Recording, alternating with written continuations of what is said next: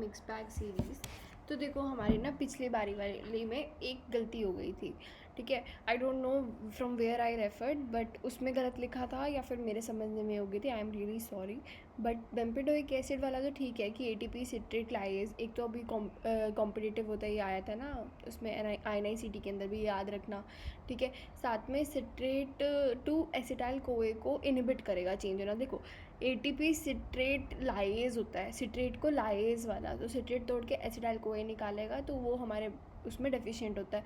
तो वैसे भी हमें क्या होता है, एसिटाइल कोए हमारा फर्दर बहुत सारी चीज़ें बना सकते हैं, या तो TCA साइकिल में चला जाएगा, नहीं अदरवाइज़ तो ये इसको पूरा साइकिल को ही डेविएट करके हमारे कोलेस्ट्रॉल्स वगैरह बढ़ा देगा। तो हमें उसको ही इनिबिट करना, हमने सबसे प्राइम वाले को ही जो हमारी खबर फैलाता है हम उसी को पकड़ लिया, ठीक है।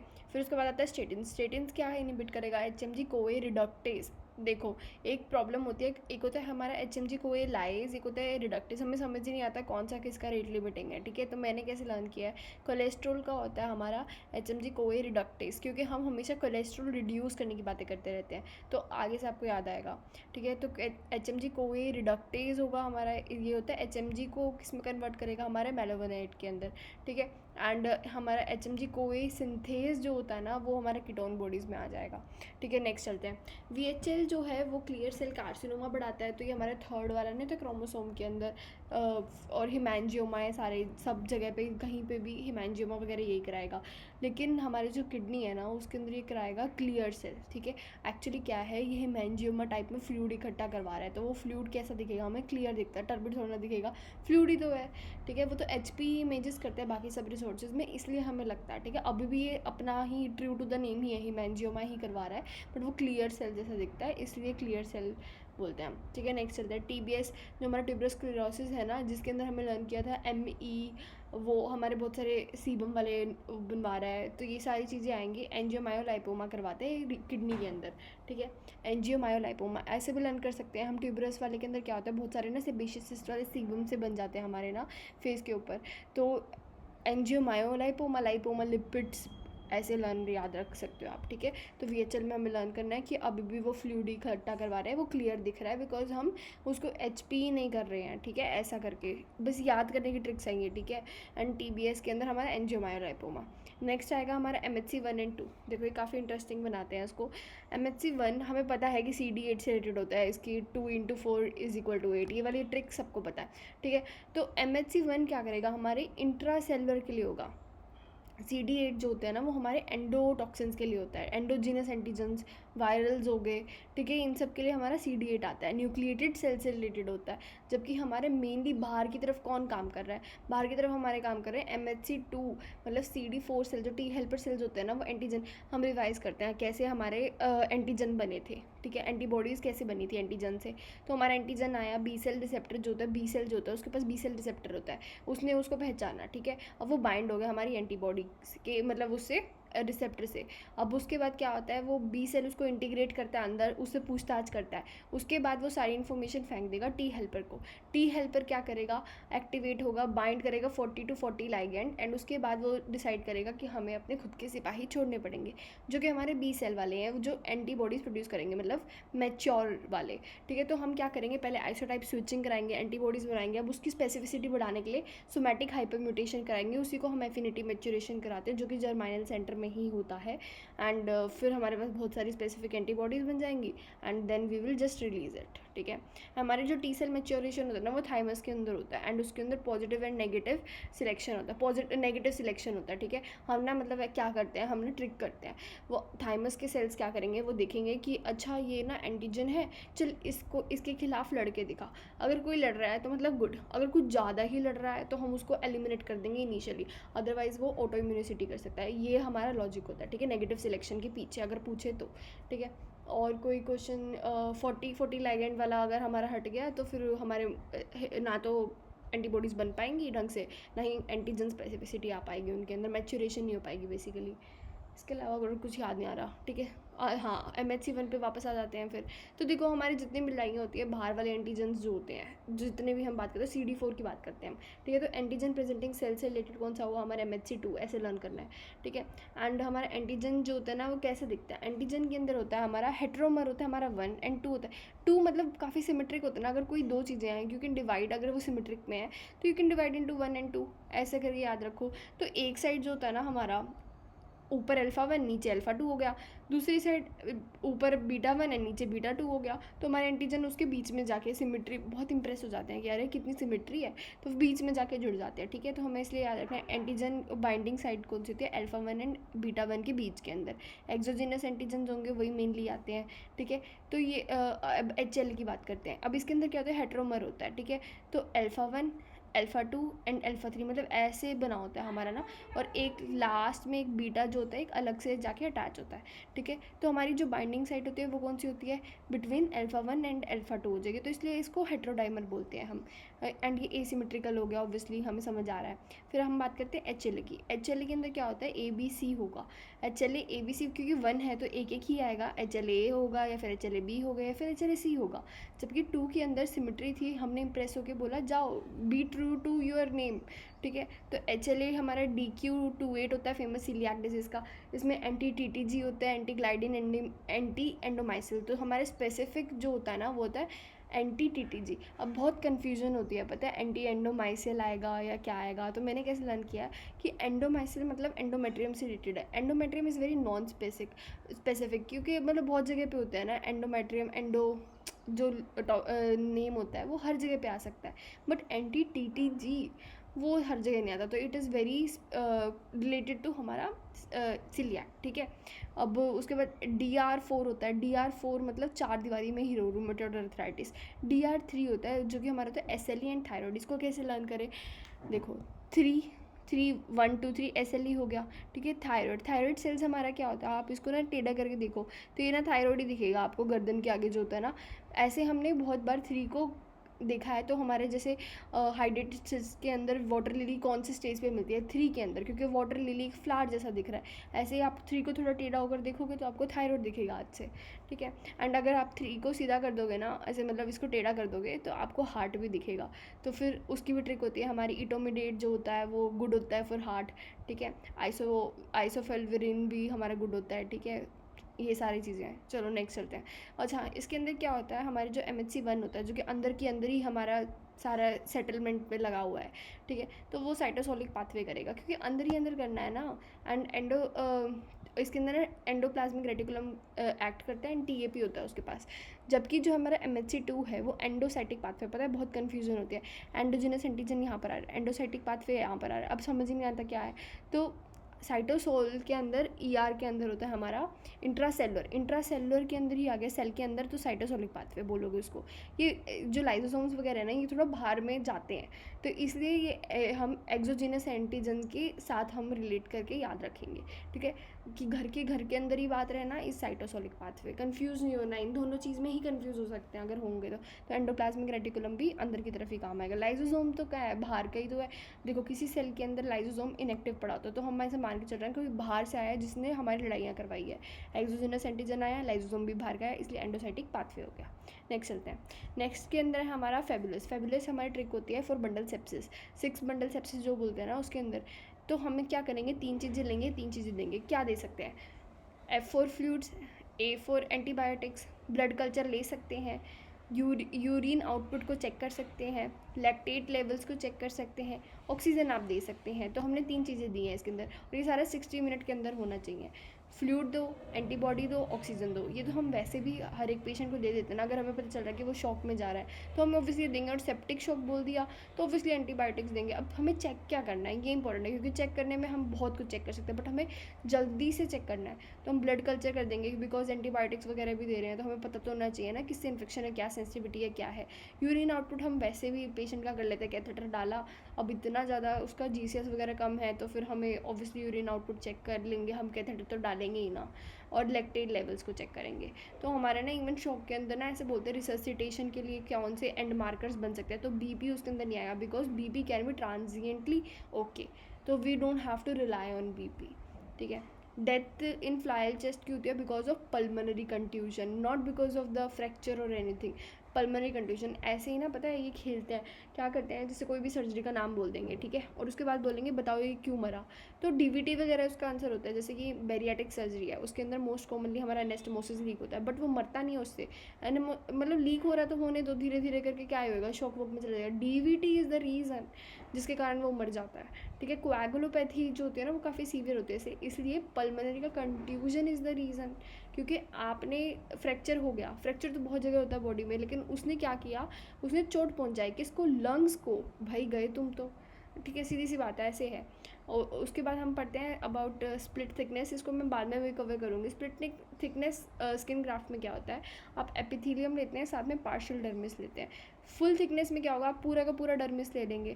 अब पूरे के पूरे डर्मिस के अंदर ना प्राइमरी कॉन्ट्रैक्चर ज़्यादा होता है, जबकि हमारे स्प्लिट थिकनेस में सेकेंडरी कॉन्ट्रैक्चर, मतलब क्या हुआ, अब आपने पूरा का पूरा अपनी स्किन ले लिया, ठीक है, विद डर्मिस, उसके अंदर बहुत सारा कोलाजन वगैरह मटीरियल है, वो क्या करेगा, जैसे आपने लिया ना तुरंत कॉन्ट्रैक्ट कर जाएगा कि मैं नहीं जाऊँगा, ठीक है।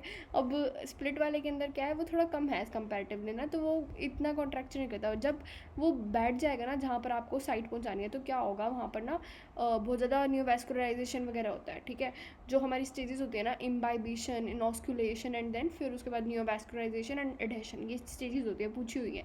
तो उसके अंदर क्या होगा, हमारा ना सेकेंडरी कॉन्ट्रैक्चर होगा, ठीक है। तो हमारी जो थिकनेस के कारण जो स्ट्रेंथ है वो तो ऑब्वियसली फुल के अंदर वो ओरिजिनल जैसा है, लेकिन ज़्यादा सर्वाइवल इसका है, बिकॉज इस ये थोड़ा पतला होता है ना, तो इसके अंदर ज़्यादा न्यूट्रिएंट्स वगैरह चले जाते हैं, तो split thickness is better in that way. Next चलते हैं, नेक्स्ट आता है हमारा थायराइड रिलीज। अभी सारे ना देखो ये पूरा थायराइड का टॉपिक है, या तो मैं इसके लिए अलग से ही बना दूँगी, ठीक है, छोड़ो उसको। हम ये करते हैं, IgE TTG एंटीबॉडीज़ होती है, मोस्ट स्पेसिफिक फॉर सीलियाक होती है। अभी मैं इसलिए जान के बता रही थी, IgE पहली बात तो ना आपको सीलियाक की पूछेंगे ना, तो आपको देखना IgA और IgG देख के रूल आउट कर दो, ठीक है। TTG is the most specific one for the celiac. Anti endomysial भी होता है, एंटी ग्लाइडन भी होता है, but these are not very specific. Anti TTG जो है हमारे बहुत स्पेसिफिक है फॉर सीलियाक डिसीज़, ठीक है। नेक्स्ट चलते हैं, हेड इंजरी में आप इटोमिडेट देंगे।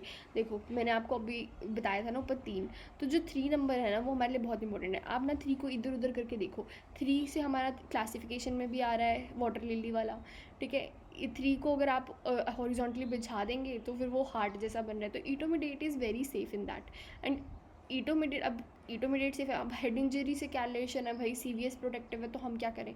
हेड इंजरी में क्या होता है, हमारा कुशिंग्स ट्रायड बनता है। कुशिंग ट्रायड्स में क्या होगा, हमारा जो BP है वो इतना शूट अप कर जाता है, एंड हमारा हार्ट रेट हो गया और क्या कहते हैं, हमारा रेस्पिरेटरी रेट हो गया, वो सब कम हो जाएगा, ठीक है। तो BP इतना इंट्राक्रेनियल टेंशन के कारण हमारा नॉर्मल BP भी इतना शूट अप कर जाता है, तो अब हमें BP से रिलेटेड सोचना है, ठीक है, हेड इंजरी में, इसलिए इटोमिडेट यूज़ करेंगे। ये बहुत ट्रिकी क्वेश्चन है, ठीक है। और हम क्या करते हैं इसमें, सबसे पहले तो हम नाइट्रोजन यूज़ ही नहीं करेंगे, नाइट्रोजन ऑक्साइड जो होता है ना, ठीक है, वो उसको यूज़ ही नहीं करना, because it is very expanding. तो वो जान के पूछते हैं बाउल के अंदर, हेड के अंदर, या फिर कोई ऐसी कोई सर्जरी दे देंगे एंड पूछेंगे N2O यूज़ करेंगे, नहीं, N2O को हम बहुत जगह इसलिए जान के यूज़ ही नहीं करते हैं, ठीक है। नेक्स्ट चलते हैं, नेक्स्ट आता है हमारा प्री ऑपरेटिव ऑक्सीजन हमने दिया, उसको इसको दिया नाइट्रोजन वॉश आउट के लिए देते हैं हम, हाँ।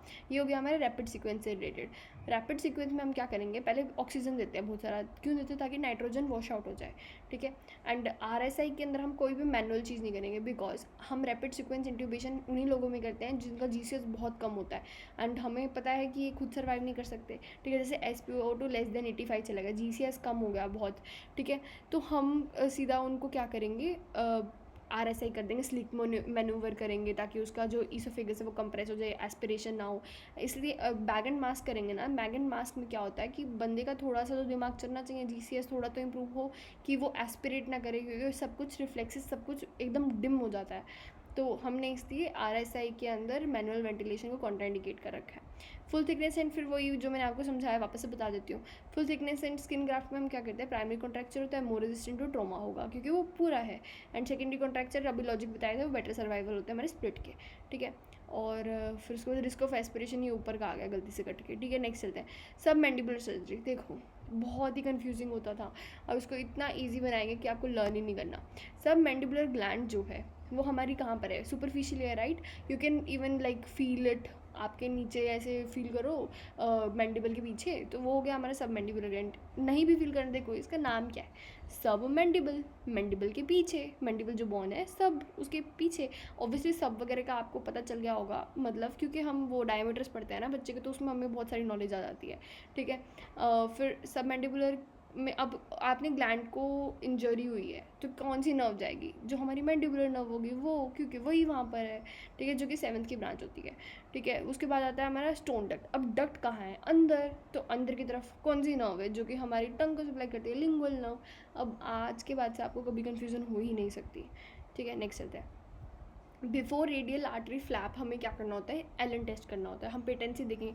मान लो हमने अभी किसी को देना है वो रेडियल आर्टरी को यूज़ करते हुए, बट हमारी रेडियल आर्टरी पेटेंट ही नहीं थी, तो हम क्या करेंगे? हमने सब वेस्ट कर दिया ना, तो इसलिए उसके पामर आर्च के लिए हम एलन टेस्ट करते हैं। फिर उसके बाद आता है हमारा कैपिलरी रिफिलिंग टाइम। देखो ये बहुत इंपॉर्टेंट है। हमारा जो फ्लैप है ना उसमें आर्टरी ओक्लूजन भी हो सकता है या फिर हमारा हो सकता है ओक्लूजन ऑफ वीनस। तो अब वीनस में आप इमेजिन करो कि आपका जो ब्लड है ना वो पूल आउट हो गया, बिकॉज वो अंदर की तरफ नहीं जा पा रहा। जबकि अगर हमारा ब्लड सप्लाई ही नहीं पहुंच पा रहा तो हमारा आर्टीरियल ओक्लूजन हो जाएगा। तो उसमें क्या होगा? हमारा पेलनेस, ये सब चीज़ें, नम्बनेस, ठीक है। और अगर आपने मान लो उसमें पिन प्रिक करा, तो अगर आर्टीरियल है तो उसके अंदर स्लगिश फ्लो आएगा, बिकॉज वहाँ पे आ ही नहीं रही है ना सप्लाई। वीनस के अंदर क्या हो रहा है? वो ऑलरेडी इतना सारा वहाँ पे ब्लड इकट्ठा हुआ है, तो वो रेड कलर का वैसे दिख रहा है, वॉर्म भी है वो एरिया, ठीक है। तो आपने पिन प्रिक किया ना तो तुरंत बहुत सारा ब्लड निकल जाएगा, बिकॉज वहीं पर है। अच्छा ठीक है, एक और बात बताते हैं, कैपिलरी रीफिलिंग के बारे में बताते हैं। कैपिलरी रीफिलिंग में क्या होता है हमारा? कैपिलरी रिफिलिंग में क्या होगा? हमारा इंक्रीज हो जाएगा इन case of Venus, because blood वहाँ पर ही है, तो ब्लड हमारा पूल हो जाएगा, ठीक है। एंड प्रेशर सोर्स की बात करते हैं। प्रेशर सोर्स जो होता है हमारा ईस्टियम के अंदर, सॉरी, प्रेशर सोर्स होता है हमारे ईस्टियम के अंदर ज़्यादा, एंड देन आता है हमारा ग्रेटर ट्रिकेंटर, ठीक है। हमें सिर्फ ये लोकेशन याद रखनी है। अच्छा, कैपिलरी रिफिलिंग से एक और बात याद आई मेरे को। देखो कैपिलरी रिफिलिंग अगर आपको नहीं समझ आया तो इजी एग्जांपल देती हूँ। आपने आपका अंगूठे से प्रेस किया, ठीक है, बोनी एरिया पे, तो क्या होता है? ब्लैंचिंग होती है, राइट। एंड उसके बाद हम देखते हैं, उसके बाद हाथ हटाओ तो रिफिलिंग होती है। अब आपका वीनस के अंदर ऑलरेडी वहाँ पे ब्लड है, तो आपने इवन प्रेस भी किया एंड हटाया, तो ऑलरेडी वेन वहीं पर तो था ब्लड, तो जल्दी हो जाएगा ना। जबकि आर्टीरियल में अपोजिट हो जाएगा, इससे ईजी नहीं हो सकता था, ठीक है। प्रेशर सोर्स हो गया, प्रेशर सोर्स में ईस्टियम हो गया, ठीक है। अब हम पढ़ते हैं कौन कौन सी सर्जरी हमें क्लेफ्ट लिप वगैरह में कब कब करनी होती है। तो क्लेफ्ट लिप जो बच्चों में होता है एंड सॉफ्ट पैलेट जो होता है, वो सॉफ्ट स्ट्रक्चर्स हैं, उसको हम जल्दी रिपेयर कर सकते हैं क्योंकि उसमें किसी की बोन का आना है नहीं। तो हम अर्लियर 3 से 6 मंथ पे करते हैं। कौन सी करते हैं? मिलर टेंशन, ठीक है। फिर आता है हमारा हार्ड पैलेट। हार्ड पैलेट को हम कब करेंगे? वॉर्ड्रिल किलनर प्रोसीजर करेंगे 9 to 12 मंथ में। अब कैसे लर्न करें? देखो आपकी बोन है हार्ड पैलेट, ठीक है, तो उसको हम ड्रिल करेंगे, वॉर्ड्रिल हो गया। और अब जो लिप हैं उनको हमें मिलाना है, तो हमारा हो गया मिलर्ड। तो आपको एटलीस्ट इतना आइडिया लग जाएगा कि कौन सा किसके लिए। ऑप्शन देके आप पहचान लेंगे। 9 to 12 मंथ्स हो गया। आगे आते हैं हम ब्राका 1 and 2। इसके पीछे तो पता नहीं क्यों इतना पड़ गए हैं ये लोग। तो ब्राका 1 जो होता है ना वो 17 के लिए होता है, 17 NF if you remember. And BRCA 2 होता है हमारा 13 के लिए। या तो आप लर्न कर सकते हैं 1 to 3, ठीक है, अच्छा लॉजिक है ना। 1 to 3 लर्न कर लो तो आपको याद हो जाएगा। एंड रेटिनोब्लास्टोमा वगैरह भी ये 13 पे ही होता है मेरे ख्याल से ना, एक बार देखना पड़ेगा, बाद में बताऊँगी, ठीक है। तो अब ब्राका 1 हो गया हमारा। नेक्स्ट आता है हमारा इसकी टाइप्स, ल्यूमिनल ए। अच्छा, ब्राका 2 के बारे में ये बताते हैं। Prostate cancer, male breast cancer, ये सारी की सारी चीज़ें ब्राका 2 से रिलेटेड होती हैं, ठीक है। एंड ल्यूमिनल, इसमें ना बहुत सारे टाइप्स होते हैं हमारे ब्रेस्ट कैंसर में, हमने ये छोड़ दिया था टॉपिक। ल्यूमिनल ए जो होता है वो बेस्ट होता है बिकॉज वो ER/PR पॉजिटिव होता है। हर का पॉजिटिव होना is not a very good thing for us, and low की आई होना is a very good thing for us. तो ये बेस्ट प्रोग्नोसिस देता है। जबकि ट्रिपल नेगेटिव जो होता है वो वर्स्ट होता है। मतलब ऐसा भी नहीं है कि ER/PR इज़ वेरी गुड, इससे हमें ये कंक्लूजन निकालना चाहिए, ठीक है। लेकिन क्या होता है हमारा ट्रिपल नेगेटिव ना बेस्ट रिस्पॉन्डर होते हैं अगर हम कीमोथेरेपी वगैरह देते हैं उनको, ठीक है। एंड लोबुलर कैंसर को ना तुम मान ही लो कि वो कैंसर मेटास्टेसिस है, ठीक है। वो क्या करते हैं? LSCS लिख देते हैं और उसके बाद बोलते हैं बताओ ये तो इन सीटू है तो we will do breast conservation. No, you have to say no because there has been proven कि हमारे जो LSICS है ना एंड ऑल्सो लोबुलर कैंसर, ये जो भी है, ये सारे के सारे always get change to metastasis later. तो फिर हमारा ब्रेस्ट कंजर्वेशन सर्जरी का कोई सेंस नहीं है। DCIS के अंदर यू कैन ट्राई, ठीक है। एब्सेस जो होता है हमारा मैस्टाइटिस होता है, ठीक है, विद पस होगा, तो हम क्या करेंगे, उसको 2 टाइम एस्पिरेट करने का ट्राई करेंगे, उसके बाद अगर वो फेल हुआ तो इंसिजन एंड ड्रेनेज कर देंगे, ठीक है। ये हो गया हमारा। हमने ये सेबेशियस सिस्ट के अंदर पढ़ा था कि अगर वो इन्फेक्टिव है ना तो you do the incision and drainage and then you excise, ठीक है, बस वो रिवाइज करा दिया, ठीक है। नेक्स्ट होता है हमारा health planning model. Health planning model तो मुझे भी नहीं पता इसकी ट्रिक, बट मैं एक बार पढ़ ज़रूर दूंगी, ठीक है, क्योंकि अभी भी पेपर में आया था NICT में। तो एनालाइज द सिचुएशन, ठीक है, आप देखो क्या सिचुएशन चल रही है, उसके बाद अब ना एक ऑब्जेक्टिव एंड गोल सेट करो, ठीक है। अब हम एक काम करते हैं, हम इमेजिन करते हैं कि we all are planning together कि हमें कैसे तैयारी करनी है, ठीक है। अब ये अनाउंस है ना हमारा 3 अगस्त को है, तो हम ऐसे प्लानिंग करते हैं। हम क्या करेंगे, सिचुएशन को एनालाइज किया कि अब पेपर कब है, हमारा 3 अगस्त को है। ऑब्जेक्टिव एंड गोल क्या है, हमें अच्छी रैंक हमारी डिज़ायर्ड जो भी हमारी फील्ड है उसकी मिल जाए, ठीक है, ये हमारा सबका प्राइम ऑब्जेक्टिव है।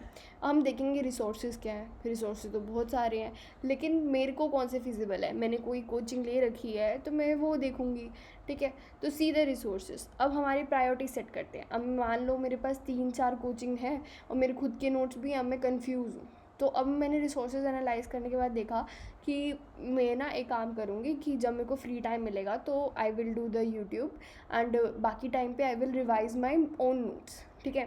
अब उसके बाद प्लानिंग करा, हमारे पास प्रायोरिटी सेट कर दिए। PYQs is always like first number का प्रायोरिटी, क्योंकि हमें एक्स्ट्रा टाइम मिला है। तो मैंने अब प्रायोरिटी डिसाइड करने के बाद प्लानिंग करी कि फ़र्स्ट में PYQ करूँगी, उसके बाद में GTs वगैरह करूँगी, ठीक है। हमने ऐसे कर लिया डिसाइड। अब मेरे को इम्प्लीमेंट करना है, ठीक है, वो कट गया मैं बता रही हूँ। इम्प्लीमेंट करेंगे, फिर उसके बाद मॉनिटर कैसे करेंगे, हर संडे एक GT देकर, ठीक है। एंड फिर हम इवेलुएट करेंगे हमारे मार्क्स में इम्प्रूवमेंट आ रही है कि नहीं। निराश नहीं होना है, नहीं आ रही है तो कोई बात नहीं, ज़रूरी थोड़ा है कि वही आएगा हमारे पेपर में। बट क्या है सबसे स्मार्ट जो मेरे को समझ आया है कि हम क्या करेंगे, हम अपने GTs पे जाकर वापस से देखेंगे उन क्वेश्चंस को एक एक करके कि क्या वो टॉपिक मैंने पढ़ा हुआ था फिर भी गलत हुआ है, ठीक है। ये हो गया हमारा हेल्थ प्लानिंग। तो अब हम सिर्फ हेडिंग पढ़ेंगे। Analyse the situation, set your objective, see the resources देखा, प्रायोरिटी किया, फिर प्लानिंग करा एंड फिर इम्प्लीमेंट, मोनिटर एंड इवेलुएट, ठीक है। नेक्स्ट चलते हैं। नेक्स्ट ये इंपॉर्टेंट है बहुत ज़्यादा। केसरी दाल जो होती है ना हमारी, उसके अंदर बोआ होता है। बोआ के बाद न्यूरल एथेरिज्म कर देता है, जो कि हमारा 1 स्टिक 2 स्टिक ये सारी क्लासिफिकेशन होती है। ये हमारी स्पैस्टिक पैरालिसिस करेगा। हम अब कोई दाल है, दाल में तुम क्या करोगे, स्टीपिंग कर सकते हो, बॉईल कर सकते हो। साथ में एक इम्पॉर्टेंट पॉइंट है कि आपको ना कॉपर भी देना होता है, ठीक है। तो मैंने कैसे लर्न किया है, मेरी जो बुआ है उन्होंने मुझे दाल खिलाई, ठीक है। तो उससे क्या हुआ, उससे न्यूरोलथायरिज्म हो गया, ठीक है, जो कि एक स्पैस्टिक पैरालिसिस है, चल नहीं पाई, मतलब पैर नहीं चले तो फिर मैं चल नहीं पाई, ठीक है। अब ट्रीटमेंट में वही हो गया कि आप दाल के साथ क्या क्या कर सकते हो, इमेजिन करो एंड कॉपर दो। बुआ ने मुझे कॉपर की चेन भी गिफ्ट करी, ठीक है। अब ऐसे सोच लो। अब अर्जीमोन होता है, अर्जीमोन में संगुरिन। तो मैंने कैसे लर्न किया है, अर्जीमोन मैक्सिकाने जो भी होता है हमारा ऑयल होता है, ठीक है। ऑयल के संग मैंने कुछ खाया, ठीक है, तो हमारा एपिडेमिक ड्रॉप्सी हो गया। और इसमें ना डायरिया वगैरह भी होता है। तो मैंने कहा कि ऑयल खाने से हमें डायरिया हो गया, साथ में हमारा एपिडेमिक ड्रॉप्सी हो गया, ठीक है। कोई लॉजिक नहीं है, बस मुझे याद रहता है ऐसे। और गोट के अंदर क्राइटोलेरिया सीड होते हैं, हमें क्या करना है ट्रीटमेंट में 20% NaCl देना है, ठीक है, क्राइटोलेरिया सीड के अंदर, तो अर्गोट नहीं होगा।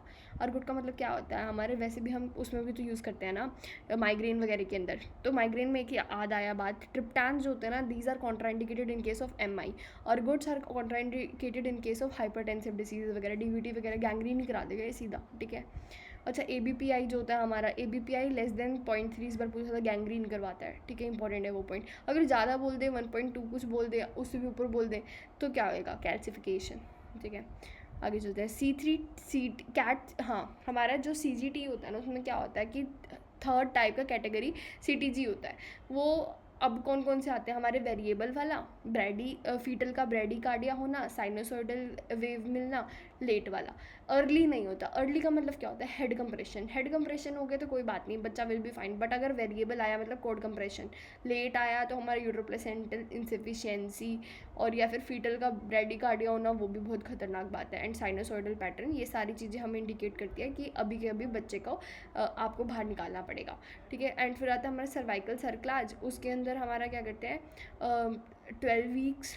एंड हम कब करते हैं, क्वेश्चन ही आता है। 12 वीक्स या फिर 13 वीक तो 14 वीक तो बेस्ट है, ठीक है। फिर आता है हमारा मैनुअल वैक्यूम एस्पिरेटर, जिसके अंदर हमारा वो पूछते हैं कि कितना प्रेशर होता है, 660, ठीक है, 660 लर्न कर लो, ये भी आसान हो जाएगा, ठीक है। लेयर्स ऑफ टीयर फिल्म, देखो जोगरन सिंड्रोम जो होता है ना, उसमें क्या होता है, कौन सी वाली लेयर ख़राब होती है पूछते हैं, तो एक्वस लेयर। आप इमेजिन करो पानी नहीं होगा, सबसे बाहर वाली लेयर कौन सी होगी, लिपिड की। हमारी हमेशा बाहर की मेम्ब्रेन कौन सी होती है, लिपिड हमारा क्या करता है, मॉइस्चर प्रोवाइड करता है, तो उसको बाहर से इंजर्ड नहीं होने देगा, तो सबसे बाहर की तरफ मॉइस्चर वाली लिपिड आ गई। लिपिड किसको बचा रहा है, पानी को, ठीक है, तो एक्वस लेयर आ गई। सबसे नीचे अंदर कौन सी होती है, म्यूसिन की लेयर, ठीक है। हमारा बॉडी पानी नहीं समझता लेकिन म्यूसिन समझता है, ठीक है। हमारे जो पेट है उसके अंदर भी ये लेयर होती है ना, ऐसे हमें याद रखना है। और जो जोगरन सिंड्रोम वगैरह तो उसमें एक्वस लेयर को ही टारगेट करते हैं मेनली, ठीक है। फाइलॉइड जो हो गया हमारा, फाइलॉइड में क्या होता है, प्रोग्रेसिव डिवाइडिंग ब्रेस्ट लंप बनता है, कोई लिम्फ नोड मेटास्टेसिस नहीं है इसके अंदर, हिमाटोलॉजिकल होता है, इसलिए हमारे लंग्स के अंदर चला जाएगा। एंड सिंपल मैस्टेक्टमी करना is enough for it. PGET के अंदर CA इज़ द मार्कर, ठीक है। एंड रेनुला, ये सब हम नेक्स्ट, चलो ये कर लेते हैं। रेनुला का मतलब क्या होता है, हमारा एक्स्ट्रा वेसेशन ऑफ सिस्ट होता है, ठीक है, तो हम FNAC करेंगे। एंड ट्रीटमेंट में मार्सुपलाइजेशन करेंगे, एक्सरसाइज करो आप सब लिंगुअल ग्लैंड को भी। And never do the incision and drainage, तभी मैं वो जान के रिपीट कर रही थी। देखो in case of mastitis also we have try to reaspirate, अगर नहीं हुआ तो हमने इंसिजन एंड ड्रेनेज करा है। इन केस ऑफ सेबेशियस सिस्ट, अगर इन्फेक्शन है तो हमने इंसिजन एंड ड्रेनेज किया है, बट रेनुला के अंदर you will never do incision and drainage, because उसका एक अलग से नाम है ना, उसके पास मार्सुपलाइजेशन, वो कर दो, ठीक है। ये ट्रिक है लर्न करने की। मोस्ट कॉमनली हमारा सबमैंडिबुलर अगर डक्ट होगा तो हमने भी पढ़ा, लिंगुअल नर्व होगी, ठीक है। प्लंजिंग रेनुला हो गया हमारा म्यूकस, ये सारा मैं ना वापस से ही रिपीट कर दूँगी, it will be better than. Thank you.